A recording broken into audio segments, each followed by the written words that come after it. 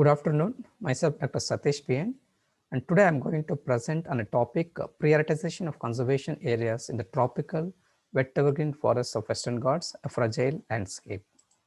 As all of us know that the tropical forests are one of the richest landscapes and contain over half of the world's biodiversity. The biological diversity of the Indian subcontinent is one of the richest in the world and making this region as one among the 12 mega biodiversity regions of the world. Among the different driving factors for loss of biodiversity, human activities are one of the major things, and these are rapidly transforming the planet and the primary causes for biodiversity loss. In response to the growing concern about the future of biodiversity, the 10th Convention on Biological Diversity developed a strategic plan for 2011 to 2020 that introduced protection targets called Aichi targets to facilitate conservation action. One of the primary targets is to protect 17% of the global land surface, focusing on areas of particular importance for biodiversity and ecosystem services.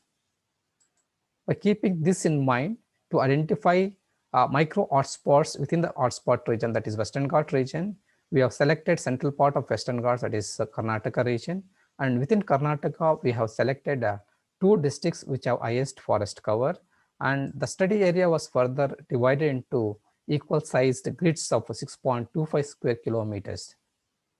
Within each grid, a belt transects of 5 meters width and 500 meters length was randomly placed by looking into the normalized difference value index maps and also topo sheets to cover the heterogeneity.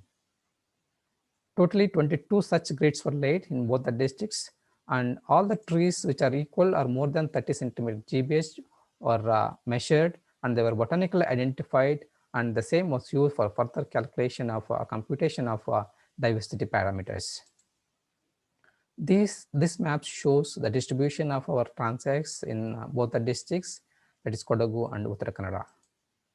These are some important diversity parameters which were assessed by using standard equations, that is Mannix index, Shannon diversity index, prevalence index, even avalanche index was also computed. This table shows the overall pattern of diversity in both the districts at Kodagu and Uttara Kannada. So 2,700 individuals were sampled in Kodagu and 2,295 individuals are sampled in Uttara Kannada. So the diversity and richness was comparatively higher in Kodagu compared to Uttara Kannada district.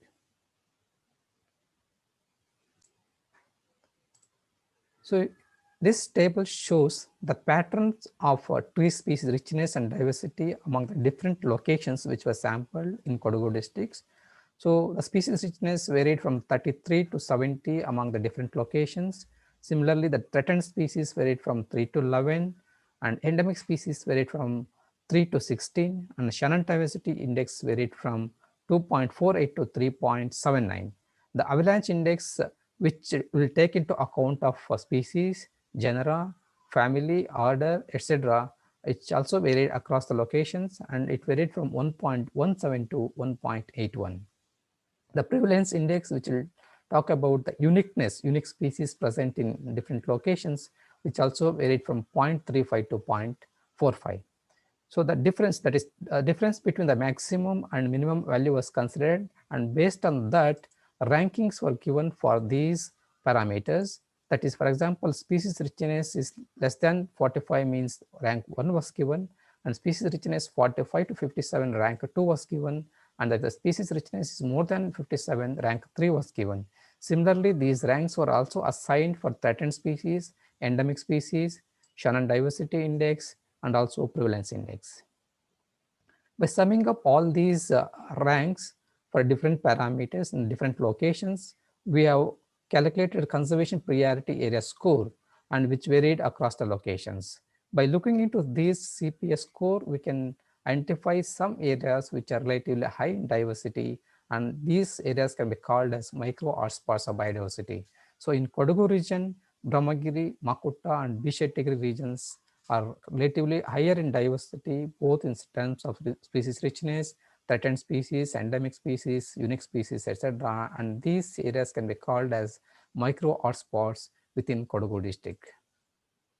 Similar patterns were also assessed in Uttara Kannada district, and the species richness varied from 33 to 56 across the locations, and threatened species varied from 5 to 11, and endemic species varied from 10 to 17, and Shannon diversity index varied from 2.20 to 4.46, and the avalanche index varied from 1.50 to 2.01, and the prevalence index varied from 0.47 to 0.55. So here, compared to Kodagu, the proportion of threatened species are relatively higher in case of Uttara Kannada districts.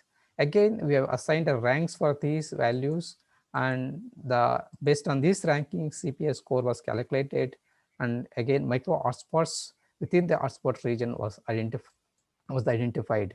So that is Yana and Badalghat are one of the two regions which are relatively higher in biodiversity compared to other regions in Uttara Kannada districts. So these are some important species, that is endemic and threatened species, which were encountered while sampling in both the districts, like for example, Mycale champaka, Garcinia gummigadda, Dipterocarpus borloni, Actinodaphne anguistifolia, Ambultia brunonis, Mapia foetida. Among these species, Dipterocarpus borloni is a unique species which was encountered only in Kodagu districts and with a very limited number of individuals, and we can count. So far we encountered only about 12 mature adult trees in Kodagu districts, and it was not found anywhere else in Kannada. So in a nutshell, we can conclude that the species richness and density was significantly higher in Kodagu district compared to Uttara Kannada, and again the hotspot region. So that the micro hotspots, what we call in Kodagu, are Makutta, Brahmagiri, and B. Shettigiri, and within Uttara Kannada, Yana and Badalghat regions are micro hotspots of within the Western Ghats region. So for any further activities, we can definitely consider these micro hotspots, and we can give more importance for conservation of these areas. And the map, you can see these areas which are marked with the red are relatively higher in diversity, and these can be called as a micro hotspots or priority areas for conservation within Kodagu district. And in Uttara Kannada, these are some priority areas which can be considered for conservation activities in future. So by telling this, I'll conclude my talk, and thank you very much.